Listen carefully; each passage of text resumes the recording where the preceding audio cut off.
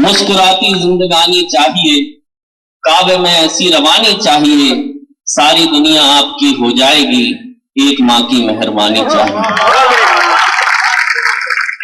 माँ बड़ी सरल होती है, बिल्कुल अपने नाम की तरह। इसलिए जब बच्चा बड़ा होता है, बोलना सीखता है, तो सबसे पहले माँ शब्द बोलता है। चाहे देश, किसी भी देश की, किसी भी जाति की, किसी भी धर्म की हो माँ, लेकिन उसकी ममता बच्चों के प्रति एक सी होती है। इसीलिए किसी भी संस्कृति में माँ को ईश्वर की तरह पूजा जाता है।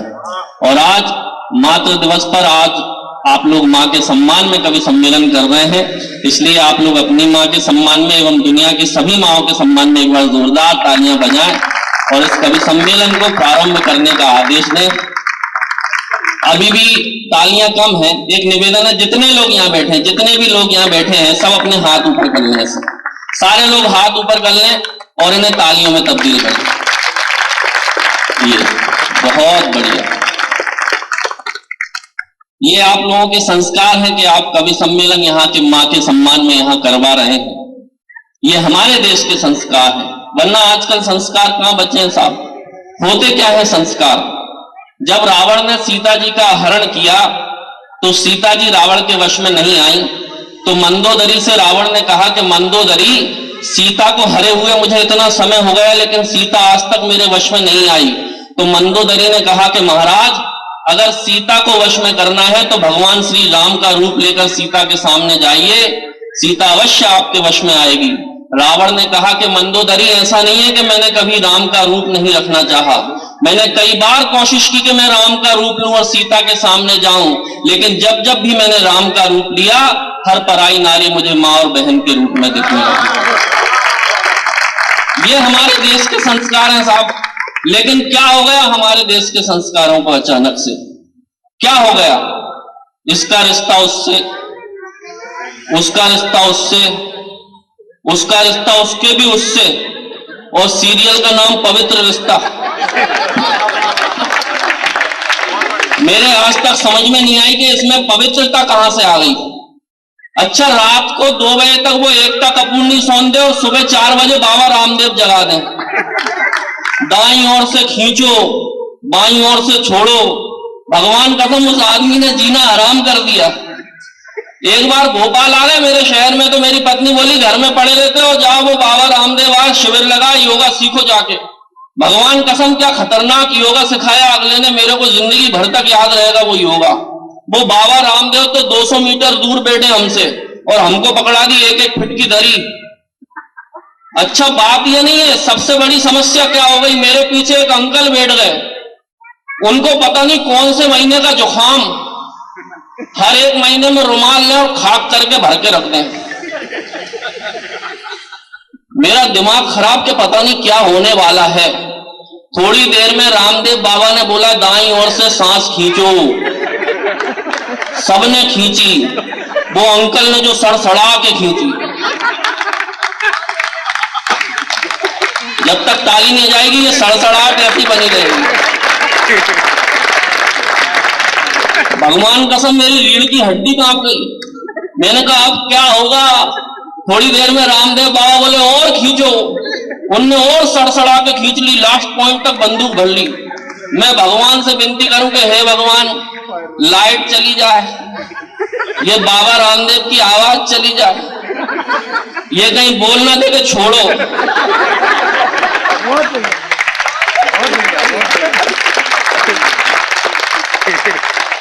लेकिन भगवान को क्या मंजूर? थोड़ी देर में रामदेव बाबा बोले छोड़ो। वो तो तपई बैठा था, भगवान कसम 3 दिन तक बदबू नहीं गई उस शर्ट की। मैंने 4 बार वॉशिंग मशीन में धोई और ताली अब भी नहीं आ रही ढंग से। ये स्थिति है। देखो, ऐसे खिलखिलाते चेहरे अच्छे लगते हैं, इसलिए आप खिलखिलाते रहिए, तालियां बजाते रहिए। बड़ा अच्छा कवि सम्मेलन यहाँ पे हुआ। मैं तो प्रीति मिश्रा जी का बड़ा सम्मान करता हूँ, उनके बुलावे पे हम लोग यहाँ आ गए। भगवान कसम, मैनेजमेंट सीखना है तो प्रीति मिश्रा जी से सीखो। क्या मैनेजमेंट करती हैं? 70,000 रुपए की टीम को उन्होंने क्या बुला लिया, क्या खतरनाक पैसे देके बुलाया। कोई नहीं कर सकता पूरे देश में ऐसा। मेरे पास फोन आया, बोले दीपक भैया आना है। मैंने कहा आएंगे। बोले कितने पैसे लोगे? मैंने कहा मैं 35,000 रुपए लेता हूं। बोले पागल हो क्या, मनीष वाजपेयी तो बहुत कम में आ रहा है। मैंने कहा कितने कम में आ रहे हैं? बोले बहुत कम में आ रहे हैं। मैंने कहा कितने कम में आ रहे हैं? अरे बोले बहुत कम में आ रहे हैं। मेरा दिमाग खराब। मैंने कहा एक काम करो, जितने कम में मनीष वाजपेयी आ रहे हैं उससे 100 रुपए कम मुझे देना। बोले आ जाओ। यहाँ आके पता चला मनीष वाजपेयी 100 रुपए में ही आए।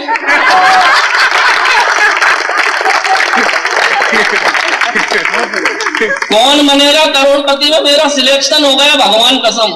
अमिताभ बच्चन ने मुझसे पूरे 15 सवाल पूछे। 14 सवालों के मैंने बिल्कुल ठीक ठीक जवाब दिए और 5 करोड़ जीत गया। लेकिन जैसे ही उसने मुझसे 15वां सवाल पूछा, मुझे जवाब आता था, जानबूझ के मैंने जवाब नहीं दिया और 7 करोड़ हार गया। अमिताभ बच्चन ने मुझसे पूछा कि बताओ इस पूरे देश में सबसे कम बजट का कवि सम्मेलन कौन करा सकता है? भगवान कसम में 7 करोड़ हार गया, लेकिन बबीता जी का नाम नहीं लिया। ये कवियों की स्थिति बड़ी विकट स्थिति होती है, लेकिन आप लोग बड़ा अच्छा सुन रहे हैं, आपको प्रणाम करता हूं। जब वो सरस्वती की वंदना कर रही थी तो ऐसा लग रहा था जैसे कोई कोयल गा रही हो। कोयल के बाद अचानक कौवा खड़ा हो गया। हालांकि मैं कौवा कहीं से नहीं लगता, लेकिन मेरी पत्नी कहती कि तू इंसान भी नहीं लगता। हंसने की बात नहीं है, ये पत्नियों का प्रकोप है। मैं तो रात में खाना खा के निकला एक बार टहलने, सड़क सुनसान, अचानक एक चुड़ैल आ गई सामने। बोली हा मैं चुड़ैल, अपन पे कोई असर नहीं, अपन सीधे चले गए। चुड़ैलन का दिमाग खराब, फिर सामने आई, बोली हा मैं चुड़ैल, फिर अपने पे कोई असर नहीं, अपन सीधे चले गए। चुड़ैल को गुस्सा आ गई बहुत तेज, एकदम गुस्से में सामने आई, बोली हा मैं चुड़ैल, डर क्यों नहीं रहा? मैंने कहा एक तरफ हट, तेरी बहन तो मेरी बीवी है।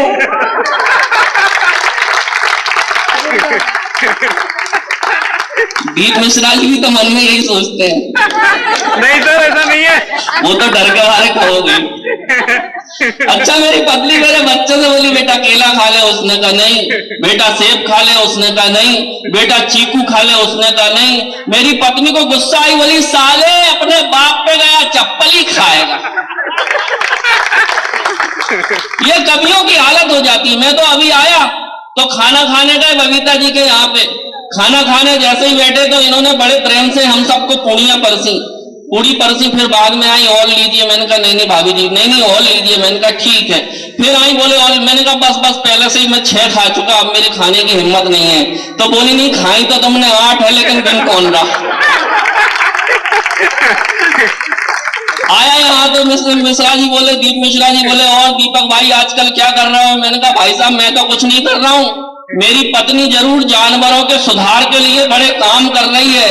इन्होंने मुझे नीचे से ऊपर देखा, ऊपर से नीचे देखा। बोले यार तुम्हारी पत्नी जरूर जानवरों के सुधार के लिए काम कर रही होंगी, लेकिन तुम में तो कोई सुधार ही नहीं दिख रहा। बोले यार दीपक भाई भोपाल से आए हो, याद रखना नागपुर के लोग बड़े समझदार हैं। मैंने कहा अच्छी बात है। फिर जैसे ही मैं आया यहाँ पे रुकवाया जहां, तो वहां फिर आ गए, बोले चाय पियेंगे? मैंने कहा हाँ भाई साहब। चाय पिलवाई। बोले भूल मत जाना, आपको मैंने बताया आप भोपाल से आए हो, नागपुर के लोग बड़े समझदार हैं। मैंने कहा अच्छी बात है भाई साहब। यहाँ मेरा सम्मान करने आए तो धीरे से कान में फिर बोलने लगे, बोले भूल तो नहीं गए, आपको याद है ना कि आप भोपाल से आए हो, नागपुर के लोग बड़े समझदार। मेरा दिमाग खराब। मैंने कहा यार दीप मिश्रा जी आप तो ये बताओ कि नागपुर के सब लोग समझदार हैं कि कुछ बेवकूफ भी पाए जाते हैं? ये बोले नहीं, जरूरत पड़ने पर भोपाल से बुलाए जाते हैं। ये हास्य कवियों की स्थिति हो जाती है, भगवान कसम। अच्छा मेरे घर आ गए एक दिन तो मेरा 8 साल का लड़का दरवाजे पे खड़ा।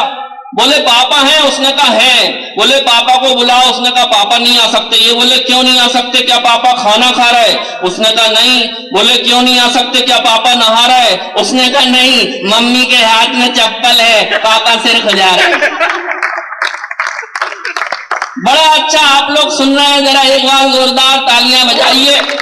और आइए अब मैं परिचय, क्योंकि कवियों से आपका करा चुकी हैं प्रीति मिश्रा जी, लेकिन मैं चाहता हूं कि एक परिचय मैं भी अपनी तरफ से आपको करा दूं, ताकि हम कवियों का परिचय कराने का ढंग अलग होता है। यहाँ पे कोने पे एक हस्ती विराजमान है, आप देखें मनीष वाजपेयी जी इनका नाम होता है। नागपुर के पास कामटी करके एक जगह है, आप सब लोग उस जगह से परिचित होंगे।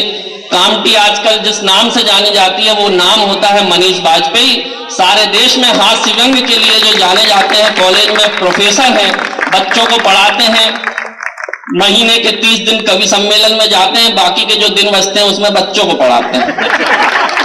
एक बार जोरदार तालियां आप उनके सम्मान में बजा दीजिए। उनके बगल में अपूर्वा चतुर्वेदी बैठी हैं, सतना से हमारे बीच पधारी हैं। बहुत अच्छी कवित्री हैं, जैसा दिखती हैं वैसा लिखती हैं। अच्छा, एक बात और बता दूं कि ये कविता के अलावा शास्त्रीय संगीत भी जानती हैं। शास्त्रीय संगीत वो विधा होती है जिसमें एक लाइन को 50 बार रपेटा जाता है, क्लासिकल म्यूजिक। एक कवि सम्मेलन में मैंने भूमिका बना दी, मैंने कहा अपूर्वा चतुर्वेदी क्लासिकल म्यूजिक जानती हैं। तो आयोजक बोले यार कविता तो हम तुम लोगों से सुन लेंगे, इनसे तो हम क्लासिकल म्यूजिक ही सुनेंगे। अब ये अपूर्वा चतुर्वेदी खड़ी हुई क्लासिकल म्यूजिक के लिए। जब इन्होंने शुरुआत की शास्त्रीय संगीत की, मैं पिया मिलन को जाऊं, मैं पिया मिलन को जाऊं, मैं पिया मिलन को जाऊं, 50 मिनट हो गए इसी लाइन में, वो पिया मिलन को जा ही नहीं पाई। मैं पिया मिलन को जाऊं, इतने में एक आदमी खड़ा हुआ, बोला मैडम अब तक तो मिलके भी जाते। बड़ी अच्छी श्रृंगार की कवित्री है। एक बार जोरदार तालियां अपूर्वा चतुर्वेदी के सम्मान में बजाएं। प्रीति मिश्रा जी, आपके अपने आंगन की तुलसी पहले भोपाल में थी और अब नागपुर आ गई हैं। नागपुर की ऊर्जा को बढ़ाने के लिए आते से ही उन्होंने यहाँ कवि सम्मेलन करवा दिया, तो आप जान ही सकते हैं कि कितनी सक्रिय हैं। और आप जब इनकी कविताएं सुनेंगे तो आपको पता चलेगा कि कितनी ऊर्जावान है। और आजकल इनकी कविताएं सारे देश में जा रही हैं। भले ही ये कम कवि सम्मेलन करती हैं, लेकिन देश का ऐसा कोई कवि नहीं जो प्रीति मिश्रा को नहीं जानता। एक बार जोरदार तालियां प्रीति मिश्रा के सम्मान में बजा दें। उनके बगल में एक हस्ती बैठी है, संजय सिंह बाबूजी। मैंने एक शब्द सुना वायरल, देखा कि कोई भी वायरल हो रहा है, जिसे देखो वो वायरल हो रहा है। केवल सुना था कि ये वायरल होता क्या है, लोग फेमस हो जाते हैं, वायरल होता क्या है। लेकिन मुझे पता नहीं था कि मेरे जीवन में ये अनुभव होगा कि वायरल मेरे द्वारा भी कोई होगा। मेरी एक छोटी सी शॉप है भोपाल में ज्वेलर्स की, वहां पे संजय सिंह जी मुझसे मिलने आते हैं। एक बार मिलने आए, बोले दीपक जी आप कवि सम्मेलन में जाते हैं, हमको भी अवसर दीजिए कवि सम्मेलन में जाने का। मैंने कहा आप कोई अच्छा सा गीत सुनाइए। संजय सिंह ने एक गीत सुनाया, मैंने सहज भाव से उसको फेसबुक पर लाइव चला दिया। मुझे नहीं मालूम था कि अगले पल क्या होने वाला है। संजय सिंह जी मिलके हमसे चले गए। 1 घंटे बाद मैंने देखा ऐसे ही फेसबुक खोलने में कि कितने व्यू आए। मुझे नहीं पता था कि उस 1 घंटे में 10,000 व्यू आएंगे। मैंने कहा आज तक मेरे वीडियो पे इतने व्यू नहीं आते, 1 घंटे में इनके पे आ गए। थोड़ी देर में पता चला कि वो व्यू 1 लाख हो गए और आज तक 25 करोड़ लोगों ने संजय सिंह को सुन लिया है और वो बाबूजी के नाम से फेमस हो गए हैं। एक गीत ऐसा है उनका बाबूजी का जो शायद जितने भी लोग यहाँ बैठे हैं उनमें से 90% ऐसे होंगे जिन्होंने उनको सुना होगा। और जब आप सुनेंगे तो आपको एहसास हो जाएगा कि आपने संजय सिंह को सुना है। एक बार जोरदार तालियां आप संजय सिंह के सम्मान में बजा दें। विजयगिरी बारूद, आप मुझे देखें, आपको देख के मुझे ऐसा लग रहा होगा कि भगवान ने मुझे बड़ी फुर्सत से बनाया। अपूर्वा चतुर्वेदी को टक्कर देता हूं मैं, ऐसा नहीं है स्मार्टनेस में। तो आपको लगता होगा कि भगवान ने मुझे फुर्सत में बनाया। और विजयगिरी को देख के आपको ऐसा लगा कि भगवान ने बनाया कुछ नहीं, मैं मिट्टी का लौंदा लेके ऐसे ही रख दिया। विजयगिरी बारूद वीर रस का एक बड़ा नाम है साहब। ये बोकारो झारखंड से चल के हमारे बीच आते हैं, लेकिन जब विजयगिरी बारूद अपनी कविता सुनाएंगे तो आपको लगेगा कि आप किसी जामवंत को सुन रहे हैं जो हनुमान जी को अपनी शक्ति का एहसास कराते हैं। एक बार जोरदार तालियों से विजयगिरी जी का सम्मान कर दीजिए। उनके बगल में बैठे हैं अंतु झकास, जैसा नाम है वैसा काम है, बालाघाट से आए हैं, रंग में विजय भाई को टक्कर देते हैं। अभी हम लोग नहा रहे थे स्विमिंग पूल में, प्रीति मिश्रा जी से मैंने कहा कि आपके यहाँ स्विमिंग पूल है तो हम सोच रहे हैं कि थोड़ा सा हम स्नान कर लें। अंतु भाई ने कहा कि मैं भी सोच रहा हूं कि मैं भी स्नान कर लूं। तो अंतु झकास जी हमारे साथ आए। स्विमिंग पूल में और भी लोग नहा रहे थे, अंतु झकास जी ने कपड़े उतारे, स्विमिंग पूल में कूद गए। जितने लोग नहा रहे थे सब निकल निकल के भगने लगे। मैंने कहा क्या हुआ? बोले वो आदमी रंग छोड़ रहा है। हास्य व्यंग का बड़ा नाम अंतु झकास बालाघाट से चल के हमारे बीच पधारा। जोरदार तालियों से अंतु झकास जी का सम्मान कीजिए। और आइए मैं इस कवि सम्मेलन को प्रारंभ करता हूं। पहले कवि के रूप में मैं उन्हीं को यहां बुलाना चाहता हूं, क्योंकि इस कवि सम्मेलन को हम हंसते हुए खिलखिलाते हुए शुरू करना चाहते हैं, प्रारंभ करना चाहते हैं। जैसा नाम है वैसा काम है। बड़े हाजिर जवाब व्यक्ति हैं। भगवान कसम एक कवि सम्मेलन से लौट रहे थे तो मेरी ट्रेन में जिस बर्थ में हम दोनों बैठे थे, सामने की बर्थ पे 4 लड़कियां आपस में बात कर रही। एक लड़की बोली कि तुझे कैसा पति चाहिए, तो दूसरी ने जवाब दिया हमको तो करोड़पति चाहिए। तीसरी से पूछा तुझे कैसा पति चाहिए, बोली अपने को तो 50-50 लाख के 2 चल जाएंगे। सेंटर छोड़ देना। फिर तीसरी से पूछा तुझे कैसा चाहिए, बोली अपने को तो 25-25 लाख के 4 चल जाएंगे। भगवान कसम इससे पहले चौथी का नंबर आता, अंतु भाई ने चारों को अपने विजिटिंग कार्ड दिए। बोले देखो ऐसा है अभी तो मैं सो रहा हूं, जब 1000 रुपया जाओ तो मुझे जगा देना। अपने जख्मों को भी आईना बनाया हमने, आपको हंसता हुआ चेहरा दिखाने के लिए। इतना आसान नहीं खुद का तमाशा करना, कलेजा चाहिए लोगों को हंसाने के लिए। किसी कवि की पंक्तियां मुझे याद आती हैं कि अपने इतिहास के पृष्ठों पे ग्रहण ना होता, भाई के हाथ से भाई का मरण ना होता। अपने इतिहास के पृष्ठों पे ग्रहण ना होता, भाई के हाथ से भाई का मरण ना होता। पांडवों को जो अगर एक भी बेटी होती, कुलवधू द्रौपदी का चीरहरण ना होता। लेकिन इतनी टेंशन करने की जरूरत नहीं है। बेटियां आज की बिल्कुल पुरुषों के कंधों से कंधे मिलाकर खड़ी हुई हैं। भाभी जी गर्दन हिला रही हैं, बोले कंधों से कंधे नहीं बल्कि सिर पे ही खड़ी हुई हैं। इतनी बेटियों की टेंशन करने की कोई जरूरत नहीं है। मुझे तो एक घटना याद आती है। मेरे दोस्त की शादी थी, जब विदाई होने लगी तो उसकी पत्नी रोने लगी। विदा होते समय वो दुल्हन रोने लगी। जब दुल्हन रोने लगी तो उसे देख के मेरा दोस्त भी रोने लगा। मैंने कहा अबे तू क्यों रो रहा है? बोले वो भी तो रो रही है। मैंने कहा उसकी तो शादी हुई है। बोले मेरी भी तो हुई है। मैंने कहा वो अपने मम्मी पापा घर बार रिश्तेदार सबको छोड़ के जा रही है।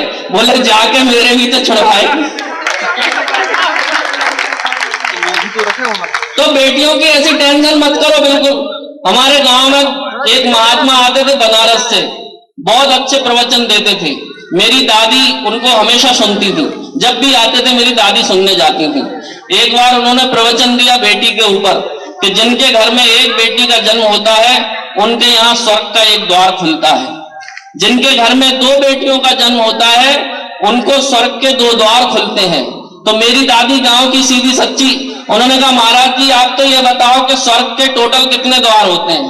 तो महाराज जी ने कहा कि टोटल स्वर्ग के 7 द्वार होते हैं। मेरी दादी ने कहा कि मेरे बहू के 9 लड़की हैं, 2 क्या तेरा बाप खोलेगा? जरा जोरदार तालियां वालियां बजाते रहिए, तालियां आगे चाहिए। देखो क्या होता है, कवि जितने हैं ये तालियों से चलने वाले खिलौने होते हैं। अभी अंतु झकास जी बड़ी अच्छी कविताएं सुना रहे थे, बेटियों की कविताएं सुना रहे थे। बेटी की बड़ी अच्छी कविता सुनाई। ताली एक जगह इन्होंने ऐसी कविता सुनाई, ताली नहीं बजाई, किसी ने इनको दिमाग खराब हो गया, बड़ी गुस्सा आई।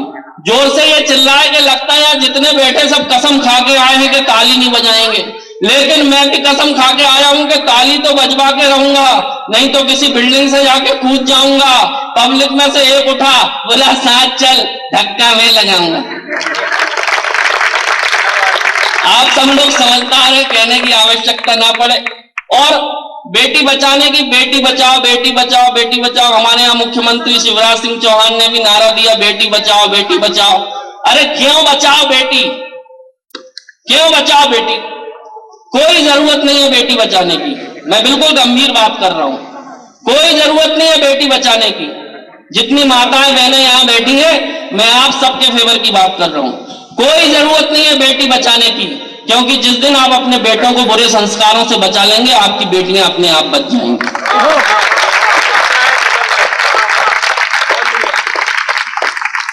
बेटियों को बचाने की, जब बेटों को आपको बचाना होगा, बड़ी अच्छी उन्होंने रचना पढ़ी।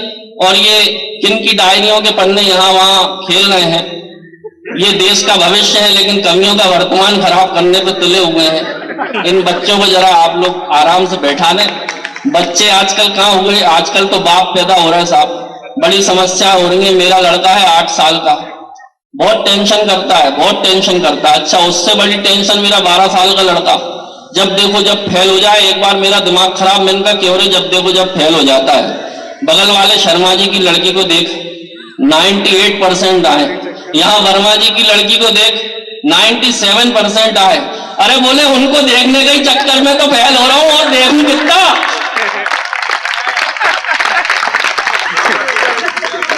ये संस्कार हो गए। अच्छा, वो कोई टेंशन नहीं, वो 8 साल का और बड़ा वाला, वो स्कूल नहीं जाता, बड़ी मुश्किल में एक बार स्कूल से बड़ा खुश होके आ रहा। मैंने कहा क्या बात है, आज तो तू बड़ा खुश है स्कूल से आते हुए। बोले पापा मत पूछो। अरे मैंने कहा बता क्या बात है। बोले पापा मत पूछो। मैंने कहा बता रहा है कि नहीं बता रहा। बोले पापा आज स्कूल में इतनी शानदार मैडम आई हैं, इतनी स्वीट, इतनी प्यारी मैडम, 1 घंटे का पीरियड 5 मिनट में निकल गया, पता ही नहीं चला। मेरा दिमाग खराब। मैंने कहा क्यों रे, हम तुझे ये सिखाते हैं, जो मैडम पढ़ाती हैं वो माँ के समान होती है। बोले क्या यार पापा, हमेशा अपनी सेटिंग में लगे रहते हैं।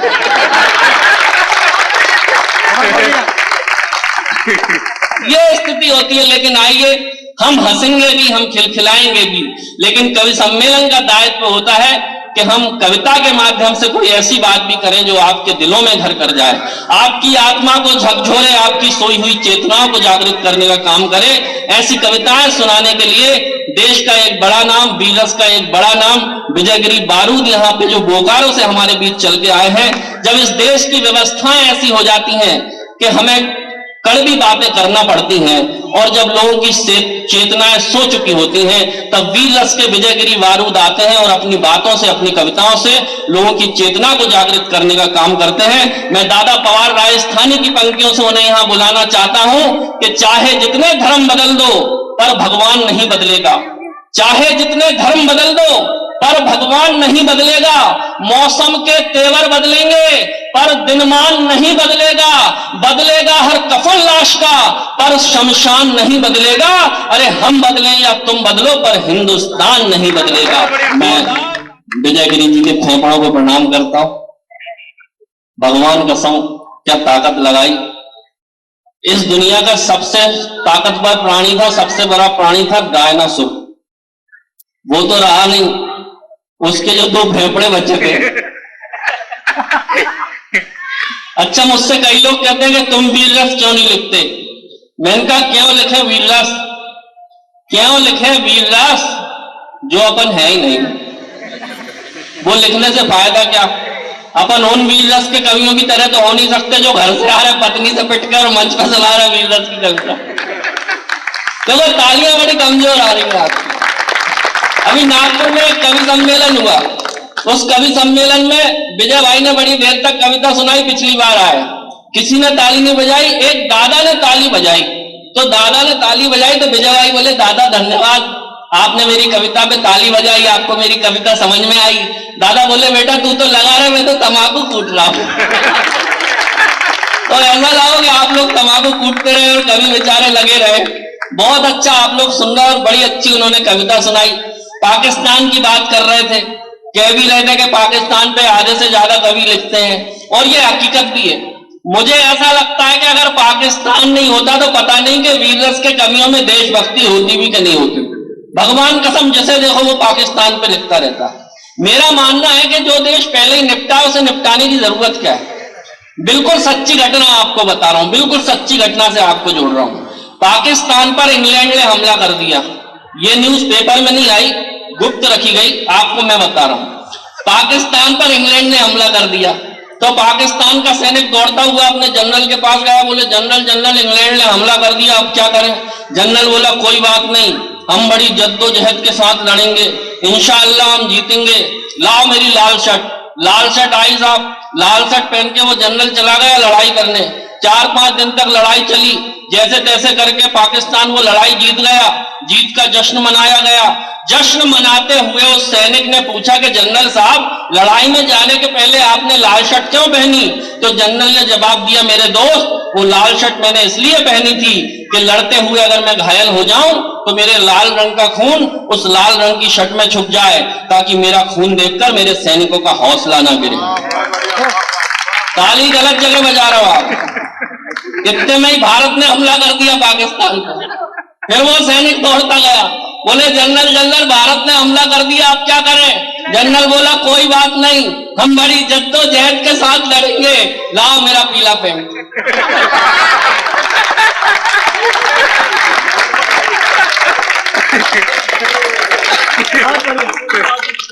किसी किसी को समझ में आ रही, कोई बात नहीं, होता है। लेकिन मेरा निवेदन है कि जो लोग पीछे खड़े हैं उनसे मैं एक निवेदन कर रहा हूं कि ये कवि सम्मेलन बड़ी ऊंचाइयों को छूने वाला है, कि बहुत अच्छे अच्छे कवि अभी यहाँ बचे हैं। तो आप लोग ये खाली कुर्सियां पड़ी इनको भर दें। वैसे ये देश में कुर्सियों की बड़ी मारा मारी है, आपको तो खाली कुर्सियां मिल रही हैं। जितने लोग वहां पीछे पड़े भाई साहब आ जाओ। आप मतलब मेरा दावा है कि आप इस कवि सम्मेलन से कुछ लेके ही जाओगे, घर जाके भी क्या कर लोगे। अब आप आ जाइए, जितने लोग हैं आ जाइए, खाली कुर्सियां भर दीजिए, खाली कुर्सियां भर दीजिए। इधर उधर कोई भाई साहब आप भी आ जाइए। आप ऐसे खड़े मुझे लग रहा है कि प्रधानमंत्री जी की सुरक्षा में खड़े, थोड़ा आ जाइए आ जाइए। बहुत अच्छा कवि सम्मेलन है। अच्छा हाँ, आज प्रेसिडेंट भी आए थे नागपुर में, पता चला, लेकिन वो जल्दी चले गए जब उन्हें पता चला कवि सम्मेलन होने वाला है, बोले जल्दी चलो। होता है, कवियों से अच्छे अच्छे डरते हैं, क्या करो। हम अभी नागपुर आए थे, मनीष वाजपेयी जी ने बुलाया था, बहुत बुलाते हैं मुझे नागपुर कवि सम्मेलन में।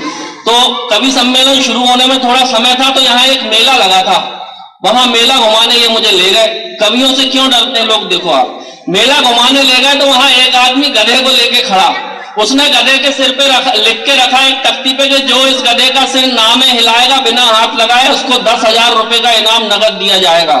हर आदमी ने कोशिश कर ली, कोई कुछ नहीं कर पाया, सबने कोशिश कर ली, कोई कुछ नहीं कर पाया। अपूर्वा चतुर्वेदी भी मेरे साथ थी।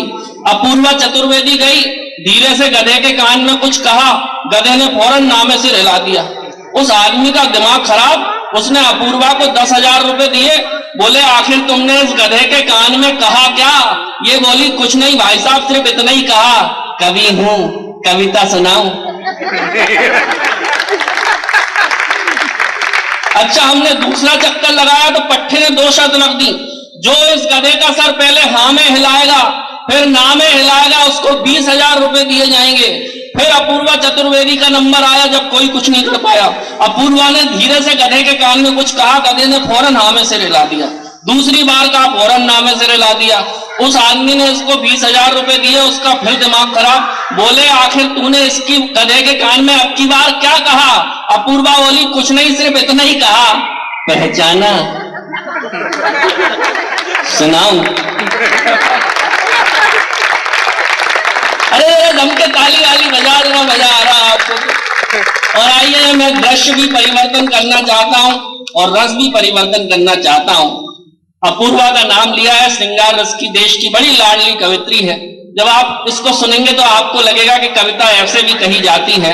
कहीं देश के बड़े कवि हैं दिनेश प्रभात जी, उन्होंने कहीं कहा, बड़ी अच्छी पंक्तियां कही, मैं अपूर्वा को बुलाना चाहता हूं कि आए हैं तो काटेंगे एक रात तुम्हारी बस्ती में, आए हैं तो काटेंगे एक रात तुम्हारी बस्ती में, चाहोगे तो कर लेंगे 2 बात तुम्हारी बस्ती में, मन के सूने आंगन में अगर एक घटा बन छाओगे, कर देंगे हम गीतों की बरसात तुम्हारी बस्ती में। कविता कैसे सुनी जाती है ये आप लोगों ने सिद्ध किया है।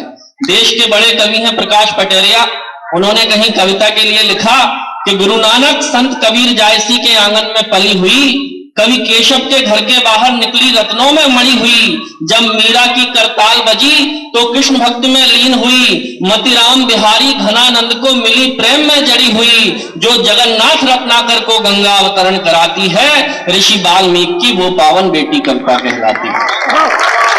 बहुत अच्छा आप लोग सुन रहे हैं, धन्य हो गया मैं। और प्रीति मिश्रा जी को मैं बहुत बहुत धन्यवाद देता हूं, कविता जी को धन्यवाद देता हूं कि उन्होंने इतने अच्छे श्रोताओं के बीच हमको यहाँ बुलाया, आमंत्रित किया। श्रृंगार की बात कर रही थी, प्रेम की बात कर रही थी। भगवान कसम, श्रृंगार तो मेरी नजर में बिल्कुल ऐसा होता है, ये श्रृंगार रस की कवित्रियां जब श्रृंगार पढ़ती हैं तो मुझे ऐसा लगता है कि करेले के ऊपर चाशनी चढ़ा रही हूं। अच्छा, इनको लोग सुनते हैं और प्रैक्टिकल करते चले जाते हैं और चप्पलें खाते फिरते हैं।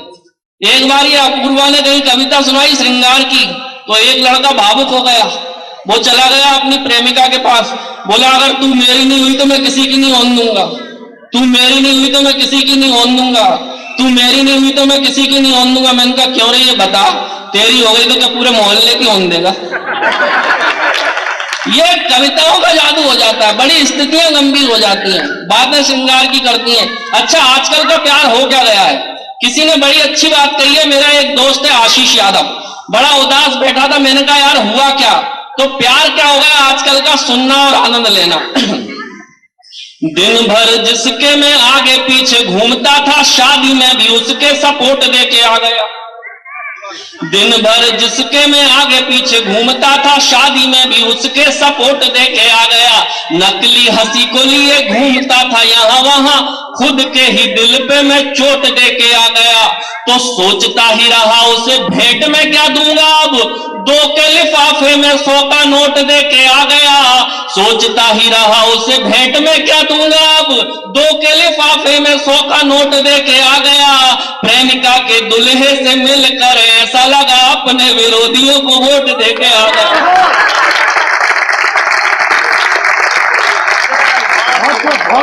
ये आजकल का प्रेम हो गया।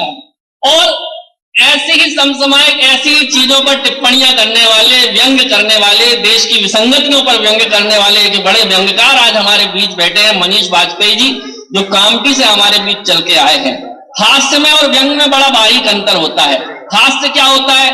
मैं आपको कोई टिप्पणी बोल रहा हूं, आप हंस रहे हो, लेकिन थोड़ी देर में जाकर आप भूल जाओगे कि मैंने कोई बात आपसे कही और आप किस बात, ऐसी बात बोल दी कि हम कभी नहीं भूल सकते। आपको बुरा भी नहीं लगेगा और बात भी समझ में आ जाएगी। व्यंग क्या होता है? बड़े व्यंगकार हैं देश के सुरेश पराग, उन्होंने कहीं व्यंग किया। नागपुर के श्रोताओं, मैं आप तक वो व्यंग पहुंचाता हूं, मैं देखना चाहता हूं व्यंग आप कितना समझते हैं। मैं एक बड़े व्यंगकार की जमीन यहां तैयार कर रहा हूं।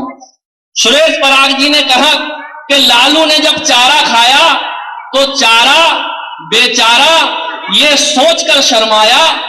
लालू ने जब चारा खाया तो चारा बेचारा ये सोचकर शर्माया कि जब मुझे गाय खाती थी तो मैं गोबर बनता था।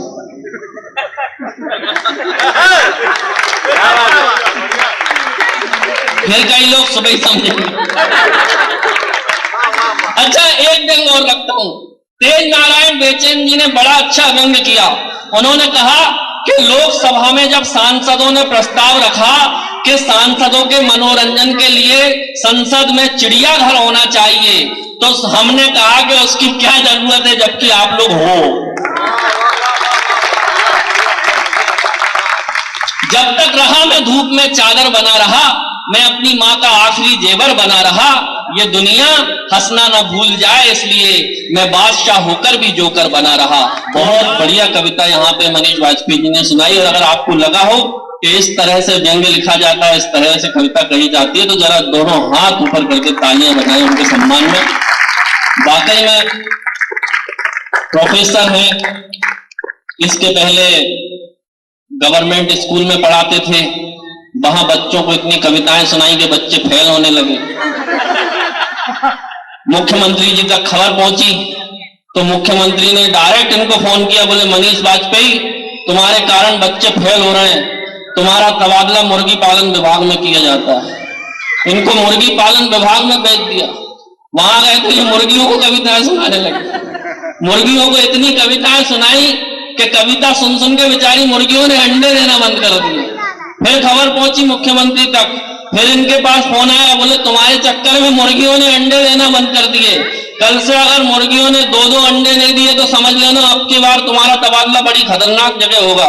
मनीष वाजपेयी जी का दिमाग खराब, बंदूक लेके गए मुर्गियों के पास, बोले सुनो मुर्गियों, वैसे तो मैं ब्राह्मण हूं, लेकिन अगर कल से 2-2 अंडे नहीं दिए तो सबको मार के खा जाऊंगा। अगले दिन ये गए तो हर मुर्गी ने अंडे दिए, 2 अंडे 2 अंडे 2 अंडे 2 अंडे। एक ने एक ही दिया तो इनका दिमाग खराब। बोले क्यों, जब सबने 2 दिए तो तूने एक क्यों दिया? बोले साहब वो तो मैंने आपके डर के मारे दे दिया, मैं तो मुर्गा हूं। ये कविता लॉकडाउन की बात कर रहे थे, लॉकडाउन में ऐसा वैसा। भगवान कसम बड़ी विचित्र स्थितियां हुई। लॉकडाउन में सबको घर में रहना पड़ता था। मेरी वाइफ आती थी, कहीं यहां से निकलती कहीं वहां से निकलती, मैं बैठा रहता, मुझे देखती और बोलती पता नहीं ये बीमारी कब जाएगी। मैं आज तक नहीं समझ पाया कि ये किसकी बात कर रही है। ये स्थितियां हो जाती थी। लेकिन मैं भी ब्राह्मण आदमी हूं, कभी सम्मेलन तो कर नहीं पाते थे, तो सोचा भैया कथाएं करें। शादियां हो रही हैं, शादियां होती थी उस समय भी, 4 लोगों को बुला लेते थे, शादियां करते थे। एक गांव में शादी कराने चला गया मैं, शादी कराने गया तो वहां लड़की वालों का पंडित, मैं लड़के वालों की तरफ से गया, लड़की वालों का पंडित भी सामने बैठा। वो लोग घी लाए, गांव का शुद्ध घी, मैंने घी लेके हवन में छोड़ा। जैसे ही घी को हवन में छोड़ा, उसकी खुशबू इतनी अच्छी आई, मुझे लगा यार भोपाल में इतना अच्छा घी नहीं मिल सकता, कैसे भी करके उस घी की जुगाड़ करनी पड़ेगी। मैंने सेटिंग की। सेटिंग कैसे होती है सुनिएगा, जब कविता यहां से सुनाई जाएगी, कवि कविता सुनाएगा, आप ताली बजाएंगे, ये सेटिंग है। वैसे ही मैंने वहां सेटिंग की। मैंने कहा यार इतना अच्छा घी मिलना चाहिए, जुगाड़ कैसे करें। तो मैंने लड़की वालों के पंडित की तरफ आंख मारी और इशारे से मंत्र पढ़ना शुरू किया। ओम गणनाथ वह गणपति गुंगवामहे, प्रियनाथ वह प्रियपति गुंगवामहे, घी चोरो घी चोरो घी चोरो। अब वो पंडित समझ गया तो उसने भी मंत्र पढ़ना शुरू किया। ओम गणनाथ वह गणपति गुंगवामहे, प्रियनाथ वह प्रियपति गुंगवामहे, काय में चोरू काय में। यहां से मैंने फिर मंत्र पढ़ना शुरू किया। ओम मंगलम भगवान विष्णु मंगलम गरुड़ध्वज, लोटे में चुरा ले लोटे में चुरा ले। अच्छा पंडित समझ गया तो उसने लोटे में घी चुराना शुरू किया। लोटा भर गया, जैसे ही भर गया तो ये दृश्य देख रही थी एक नायन। नायन समझते हो आप लोग? खवासन, वो जो बाल काटते हैं उनकी पत्नियों को नायन बोलते हैं। ये प्राकृतिक पत्रकार होती है, इसकी आदत ही होती है कि यहाँ की वहां खबर बोलती है। उसने जैसे ही देखा कि दोनों पंडित मिलकर घी चुरा रहे हैं तो वो भी शुरू हो गई और हमारे सामने आके मेरी पहली बवरिया रे, क्या पंडित मिलके घी चोरे, मेरी पहली बवरिया रे, क्या पंडित मिलके घी चोरे। इतना सुन नहीं था मेरा दिमाग खराब। मैंने कहा ओम शांति रे पाह शांति अंतरिक्ष शांति पृथ्वी। हे नारायण तू भी शांत हो जा, आधा तेरा आधा मेरा। तालियां नहीं गई। बहुत अच्छा आप लोग सुन रहे हैं, भगवान कसम। यहाँ सबसे अच्छी बात ये हुई, मुझे एक अच्छी बात ये लगी कि जैसे ही कवि सम्मेलन हुआ तो ज्यादा किसी नेता को नहीं बुलाया, कोई भाषण नहीं हुआ, सीधे कवियों को मंच दे दिया, माइक दे दिया। ये हमें अच्छा लगा। अभी एक कवि सम्मेलन में गए थे 4-5 दिन पहले, वो कवि सम्मेलन कराया वाटर टैंक के उद्घाटन के उपलक्ष्य में। एक नेताजी को बुलाया वाटर टैंक के उद्घाटन के लिए। अब नेताजी का दिमाग खराब कि मैं वाटर टैंक पे बोलूं क्या। नेताजी से कहा बोलो। अब नेताजी शुरू हो गए वाटर टैंक की तरफ इशारा करके, ये वाटर टैंक है, इसमें वाटर भरा जाता है। टैंक 2 प्रकार के होते हैं। एक टैंक युद्ध में भी पाया जाता है। वाटर यानी पानी। पानी 2 प्रकार का होता है, मैला पानी और साफ पानी। मैले पानी में कमल खिलता है। कमल एक फूल है, फूल तो गुलाब का भी होता है। गुलाब से गुलकंद बनता है। गुलकंद पेट साफ करने के काम आता है। अच्छा पेट तो खरबूजा भी साफ करता है। खरबूजे को देख के रंग बदलता है। रंग जर्मनी के सबसे अच्छे हैं। जर्मनी वो जहां का हिटलर जिसने वार कराया। वार 8 प्रकार के होते हैं, सोमवार, मंगलवार, बुधवार, गुरुवार, शुक्रवार, शनिवार, इतवार और वर्ल्डवार। वर्ल्ड यानी दुनिया। दुनिया गोल है, गोल तो रसगुल्ला भी होता है। रसगुल्ला खा के हमको प्यास लगती है, प्यास के लिए हम पानी पीते हैं।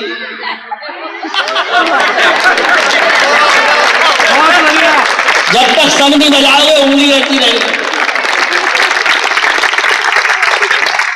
और आइए अब मैं एक ऐसे गीतकार को यहां बुलाना चाहता हूं जिनको सुनने के लिए आजकल देश में जहां भी जाते हैं, जहां संजय सिंह जाते हैं, वहां पे अगर लोग आते हैं सुनने तो वो केवल संजय सिंह को सुनने आते हैं।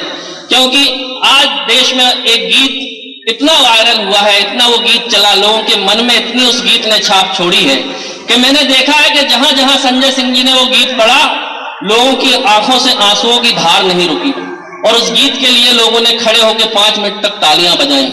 ऐसा उस गीत का चमत्कार है साहब। ऐसा वायरल होने वाला व्यक्ति मैंने जीवन में पहली बार देखा। संजय सिंह जब गीत लिखते हैं तो वो गीत की कल्पना करना ही मुश्किल है कि वो गीत कैसे लिखते हैं।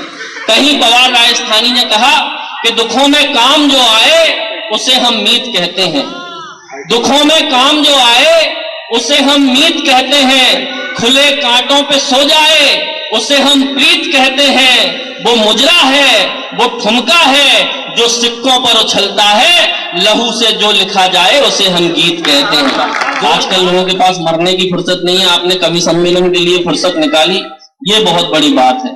क्योंकि आजकल स्थिति ये हो गई है कि भोपाल में एक बार मैं एक पार्क में ऐसे ही बैठने चला गया तो एक महिला बड़ी देर से रो रही थी, बहुत देर से रो रही थी। मुझे बड़ा अंदर से लगा यार कि पता नहीं क्यों रो रही है, कुछ ना कुछ बात है। तो मैं गया और मैंने सहानुभूति पूर्वक उसके कंधे पे हाथ रखा। मैंने कहा क्या बात है बहन जी, आप रो क्यों रही हो? बोली भैया मेरे पति ने 1 महीने पहले मुझे बहुत मारा। मैंने कहा 1 महीने पहले मारा और आप अब रो रही हो? बोले फुर्सत ही नहीं मिली। और उसके बाद भी आप कवि सम्मेलन सुनने की फुर्सत निकाल के बैठे, ये बड़ी बात है। लेकिन निवेदन है कि जितने लोग चुपचाप बैठ के सुन रहे हैं, मस्ती के साथ कवि सम्मेलन सुनिए, क्योंकि कवि सम्मेलन मस्ती का विषय होता है। जिसकी मस्ती जिंदा है उसकी हस्ती जिंदा है, जिसकी मस्ती जिंदा है उसकी हस्ती जिंदा है। वरना मुझे 4-5 लोग यहाँ ऐसे लग रहे हैं देखने में कि ये जबरदस्ती जिंदा है। जिन कारों में करंट नहीं होता लोग उन पे अंडरवेयर बनियान टांगना शुरू कर देते हैं। इसलिए अपने अंदर करंट रखिए, कवि सम्मेलन को उत्साह के साथ सुनिए। टेंशन लेने का कोई मतलब नहीं है, टेंशन कहीं से भी हो जाती है। मेरा एक दोस्त अच्छा खासा कार में जा रहा था, बढ़िया गाने सुन रहा था, बढ़िया चला जा रहा है। अचानक एक लड़की सामने आ गई, एक्सीडेंट हो गया, टेंशन, उसका दिमाग खराब। उसको आनंद फानंद में लेके अस्पताल गया। डॉक्टर से बोला कैसे भी करके इसको बचाओ नहीं तो मुझ पे केस हो जाएगा। डॉक्टर लड़की को ऑपरेशन थिएटर में लेके गया। थोड़ी देर में आया, बोले बधाई हो, लड़की बिल्कुल सही है, सुरक्षित है, मेरे दोस्त की टेंशन खत्म। डॉक्टर बोला बधाई हो, आप बाप बनने वाले। उसका दिमाग खराब। बोले अरे मैं तो इसको जानता ही नहीं, मैं कहां से इसके बच्चे का बाप। बोले उसकी याददाश्त चली गई, बोल रही है ये लेके आया यही होगा मेरे बच्चे का बाप।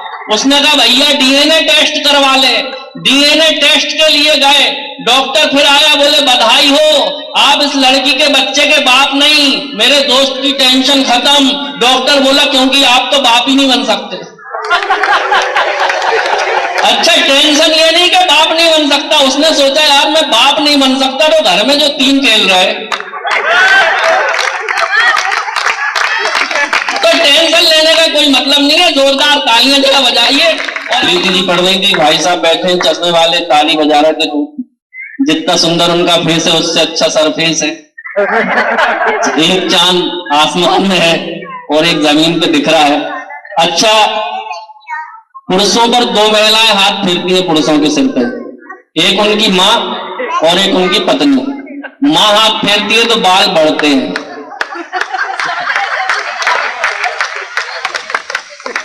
और यहाँ सामने अंकल बैठे हैं, उनको देख के ऐसा लग रहा है कि सारे मोहल्ले ने उनके सिर पे हाथ फेरा। लेकिन बहुत अच्छा आप लोग सुन रहे। आइए मैं ज्यादा समय नहीं लूंगा। एक कविता मेरी दनादन, जिसकी वजह से मेरा नाम पड़ा है, लोग मुझे दनादन कहते हैं, बिना भूमिका के मैं कविता सुनाता हूं, आनंद लीजिएगा और सुनिएगा। अरे बिन बुद्धि धरती पे आए और धरा के बोझ कहाए, गेंडे जैसा होता जाए काया का विस्तार दनादन। बिन बुद्धि धरती पे आए और धरा के बोझ कहाए, गेंडे जैसा होता जाए काया का विस्तार दनादन। शिक्षा की नहीं बिल्कुल इच्छा, लेकिन बारंबार परीक्षा देते थे और 0 नंबर पाते थे हर बार दनादन। तो कक्षा में टीचर जी सूते, घर में पापा मारे जूते। अरे कक्षा में टीचर जी सूते, घर में पापा मारे जूते, बड़े निठल्ले सांड हो गए खाते खाते मार दनादन। एक दिन एक कबाड़ी आया, डैडी ने हमको तुलवाया, फोकट में भी ना ले पाया, ऐसे हम भंगार दनादन। तो बिजनेस भी बर्बाद कर दिया, आती जाती कन्याओं की छोटी छोटी मुस्कानों पर देते रहे उधार दनादन। अरे बिजनेस भी बर्बाद कर दिया, आती जाती कन्याओं की छोटी छोटी मुस्कानों पर देते रहे उधार दनादन। वंचित रहे प्रेमिकाओं से, बॉयफ्रेंड की भूमिकाओं से, हर कन्या ने हम में देखा भैया का किरदार दनादन। तो हमने तिकड़म खूब लगाई, जैसे तैसे एक पटाई, अरे हमने तगड़म खूब लगाई जैसे तैसे एक पटाई फेरे लेके बनी लुगाई टुनटुन सी दमदार दंगा। हमने तगड़म खूब लगाई जैसे तैसे एक पटाई फेरे लेके बनी लुगाई टुनटुन सी दमदार दनादन। हम तो ठहरे चश्माधारी कहलाते थे सबसे भारी लेकिन निकली अपनी नारी हिटलर का अवतार दनादन। मेरे मामा कहते थे कि सुबह सुबह जल्दी उठ के सड़क पे दौड़ लगाया करो, स्वास्थ्य अच्छा होता है। भगवान कसम एक दिन उठ गया सुबह 4 बजे, फिर क्या हुआ? सुबह सुबह कसरत को जागे सूनी सड़क और हम भागे। अरे सुबह सुबह कसरत को जागे सूनी सड़क और हम भागे, देख अकेला हमको पीछे पड़ गए कुत्ते 4 दिन। सुबह सुबह कसरत को जागे सूनी सड़क और हम भागे, देख अकेला हमको पीछे पड़ गए कुत्ते 4 दनादन। ओलंपिक का दौड़ विजेता भी ना लगता, अपने आ गए बिना पदक के रेस जीत गए, ऐसी थी रफ्तार दनादन। तो बचपन में थी चट्टी ढीली चट्टी पकड़ कबड्डी खेली। अरे बचपन में थी चट्टी ढीली चट्टी पकड़ कबड्डी खेली, सब हमको हम चट्टी पकड़े फिर भी लाइन पार दनादन। बचपन में थी चट्टी ढीली चट्टी पकड़ कबड्डी खेली, सब हमको हम चट्टी पकड़े फिर भी लाइन पार दनादन। अब तो नाड़ा चड्डी में है अपनी खुशी कबड्डी में है, भ्रष्टों के संग मैच करा दो कर दे हम उपचार दनादन। बहुत अच्छा आप सुन रहे। सितारों को आंखों में महफूज रखना, बड़ी देर तक रात की रात होगी, मुसाफिर हो तुम भी मुसाफिर हैं हम भी, किसी मोड़ पर फिर मुलाकात होगी।